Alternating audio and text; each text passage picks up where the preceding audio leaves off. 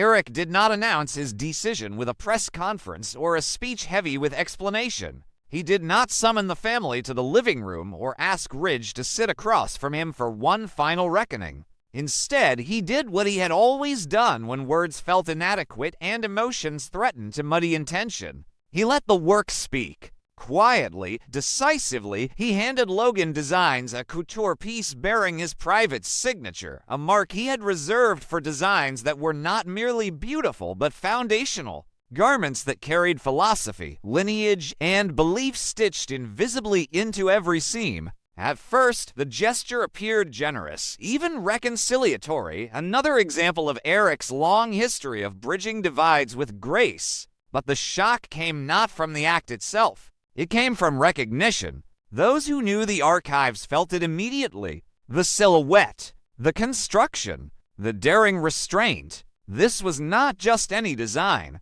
It was a piece once spoken of in hushed, almost reverent tones within Forrester Creations, a design that had never been sold, never reproduced, never licensed. It had been considered the soul of the house, a physical embodiment of what Forrester stood for when Eric was still at the drafting table every night, chasing perfection not for profit, but for meaning. For years, it had existed as myth as much as material, a reminder that fashion could be legacy rather than product. And now it was no longer theirs. When the piece debuted under the Logan Designs banner, the reaction was immediate and visceral.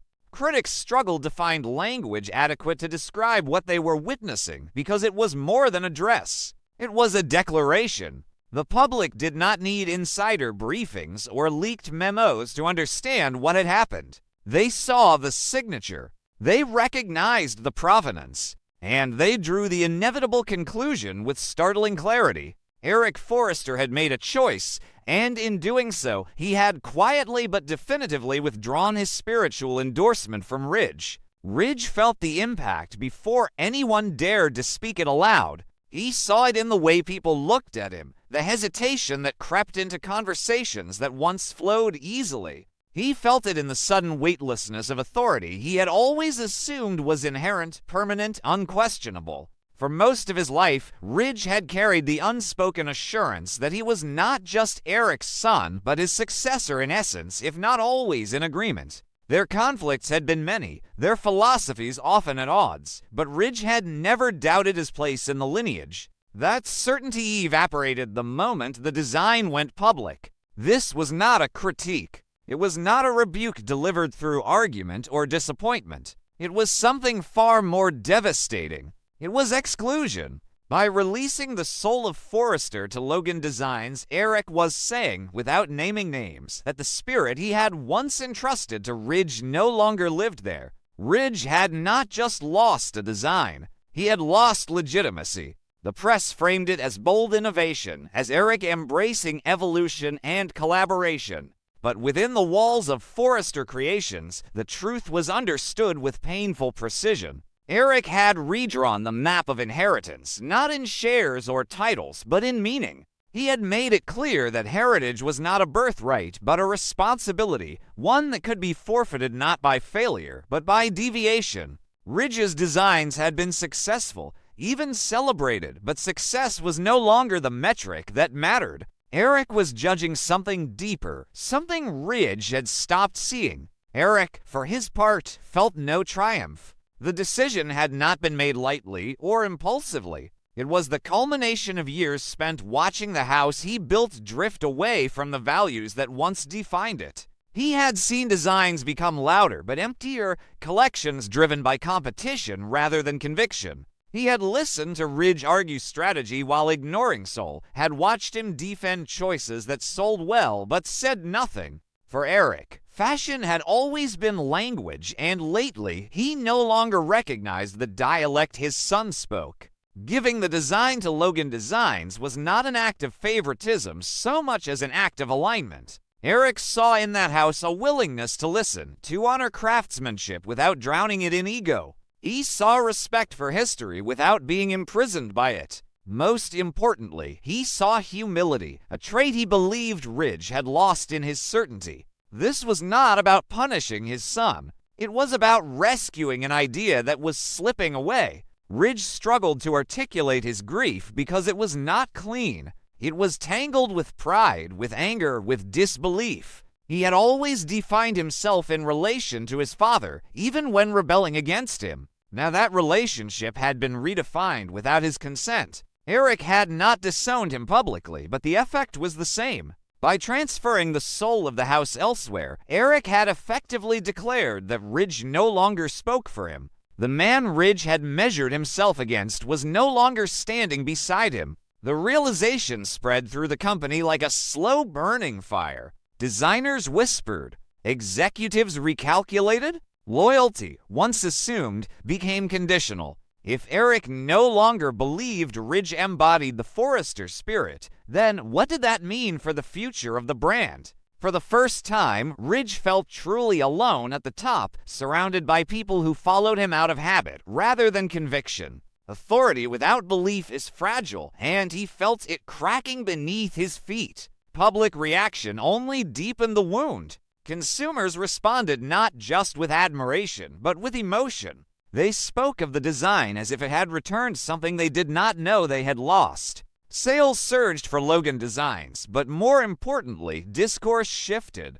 Fashion columns debated legacy and authenticity. Commentators questioned whether Forrester Creations had lost its way. Ridge's name appeared more often in speculative essays than in celebration, his role suddenly up for interpretation rather than assumed. Eric watched all of this with quiet resolve. He knew the cost of what he had done. He knew it would wound his son in ways no argument ever could. But he also knew that silence would have been a greater betrayal, not just of Ridge, but of himself. The house he built was never meant to be a monument to bloodline. It was meant to be a living expression of values. If those values no longer lived at Forrester Creations, then he had a responsibility to move them elsewhere. Ridge eventually confronted him, but the conversation was nothing like the battles of the past. There was no shouting, no dramatic ultimatums. There was only a quiet, devastating question. Why?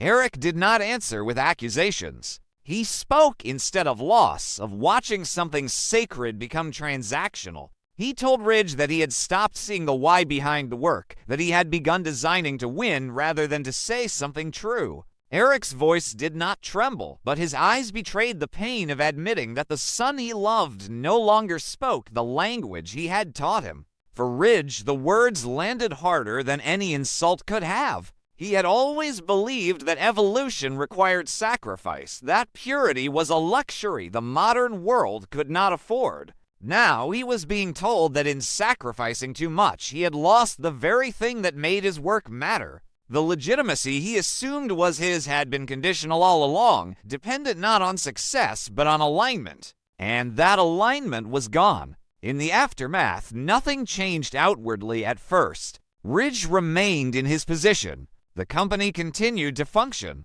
But something intangible had shifted. The Forrester name no longer carried the same unquestioned authority. Eric's decision had cracked the foundation, exposing the truth that legacy is not inherited once and kept forever. It must be earned again and again through choices that honor its core. Ridge began to understand that what he had lost was not just his father's approval, but the mirror through which he had always seen himself. Without that reflection, he was forced to confront who he had become independent of lineage. The question haunted him in quiet moments. If he was no longer the heir to the Forrester spirit, then who was he designing for and why? Eric, meanwhile, felt the weight of his decision settle into permanence. He had chosen principle over peace, meaning over comfort. He knew reconciliation would not come quickly, if at all. But he also knew that some truths cannot be softened without losing their power. By giving away the soul of the house, he had made it clear that legacy is not a throne passed down intact, but a flame that can be extinguished if not protected.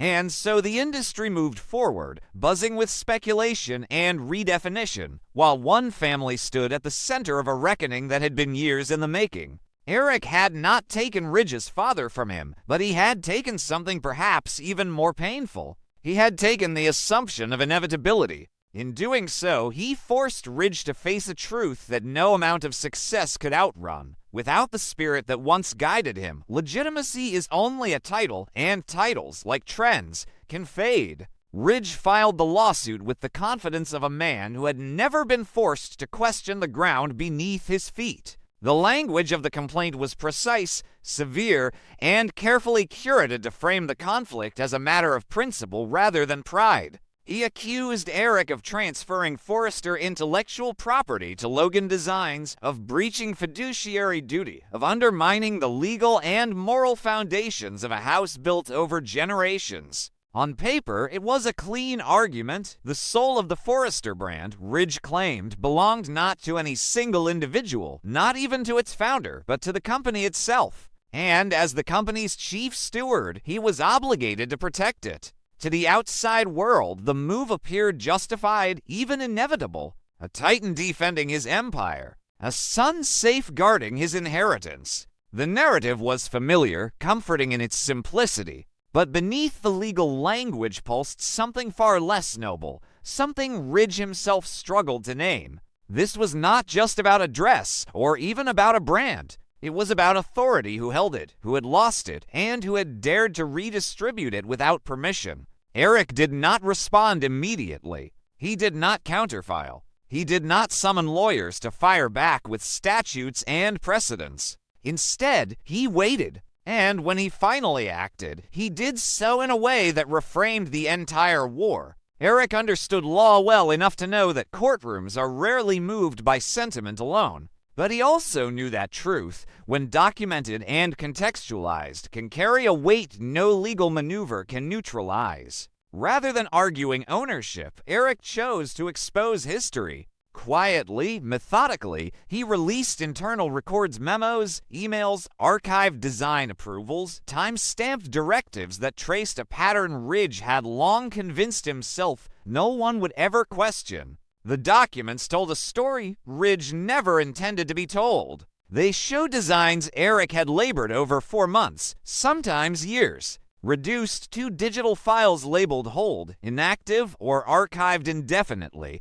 They revealed internal directives issued under Ridge's authority, instructing teams to delay, reassign, or outright remove Eric's concepts from production schedules. There were notes justifying the decisions in language that sounded strategic on the surface: market readiness, brand alignment, timing, but read together, they painted a different picture. One of control, one of erasure. These were not disagreements between equals. They were exercises of power. Eric had not been sidelined because his designs lacked merit. He had been sidelined because they threatened Ridge's narrative of leadership. The records showed moments where Eric's work was praised internally, even celebrated, only to be quietly frozen once it became clear that the design carried too much of Eric's voice. Too much of the original Forrester philosophy that Ridge had been slowly replacing with something louder, faster, more commercially aggressive. The designs were not failures.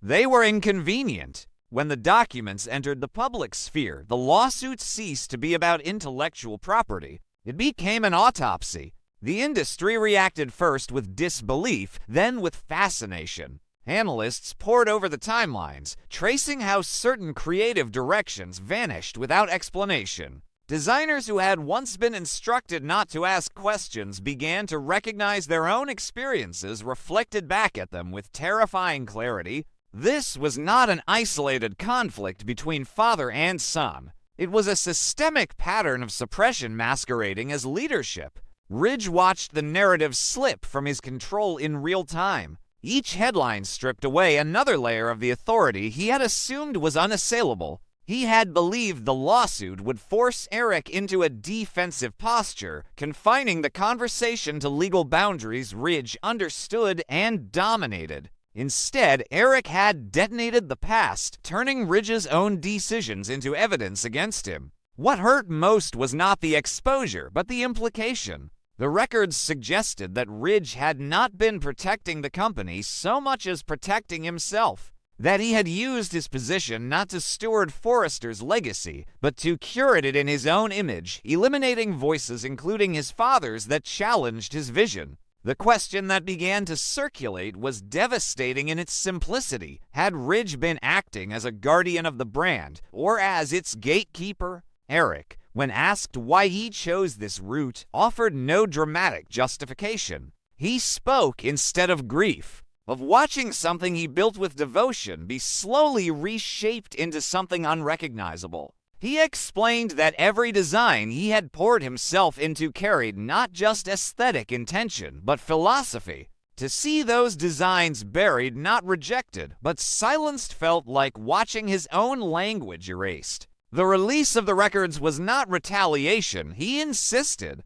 It was clarification. Ridge countered publicly, asserting that every decision he made was driven by the needs of the company in a changing market. He framed Eric's revelations as selective, emotional, and detached from the realities of modern fashion. But his arguments rang hollow against the volume and consistency of the evidence. This was not one disputed call. It was a pattern sustained over time, enabled by unchecked authority and justified by success. Privately, Ridge wrestled with a realization he had avoided for years. He had begun to conflate the company with himself. Criticism of his choices felt indistinguishable from criticism of his identity. In that fusion, dissent became threat, and legacy became possession rather than responsibility. Blocking Eric's designs had felt, at the time, like protecting Forrester from stagnation. Now, seen in context, it looked uncomfortably like insecurity.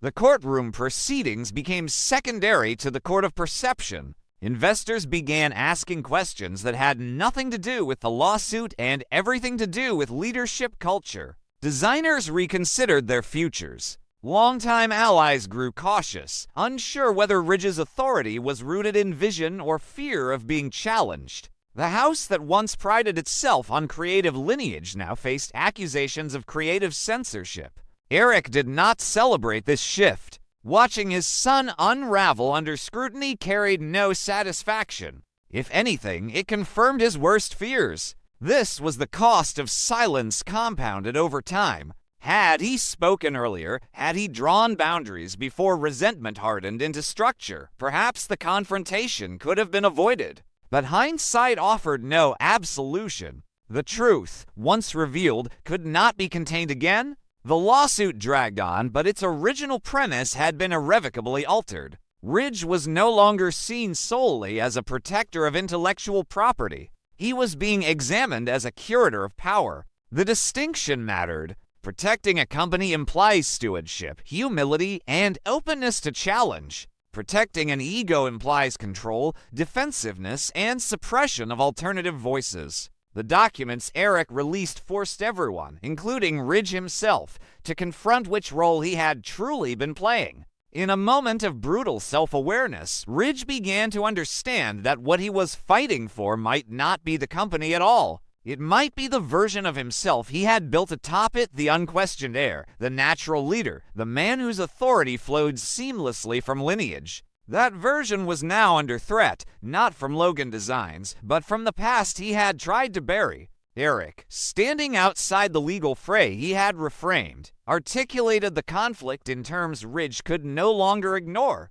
This was never about winning, he said. It was about honesty, about acknowledging that legacy does not belong to those who claim it loudest, but to those who honor it most faithfully. If Ridge wanted to protect Forrester, he needed to ask himself what exactly he was protecting, the house's future or his reflection in its glass walls. As the battle continued, the industry watched a question sharpen into inevitability. Ridge's lawsuit had begun as an assertion of control. It had become a referendum on leadership itself. And at its core lay a choice Ridge could no longer postpone. He could continue to frame his actions as necessary defenses, or he could confront the possibility that in silencing his father, he had silenced the very spirit that once justified his authority. The war between Eric and Ridge was no longer father versus son or founder versus successor. It was principle versus possession, vision versus vanity. And until Ridge could answer the question now echoing through every corner of the house, was he defending Forrester or defending himself, the battle would remain unresolved, not just in court, But in the legacy he claims to uphold,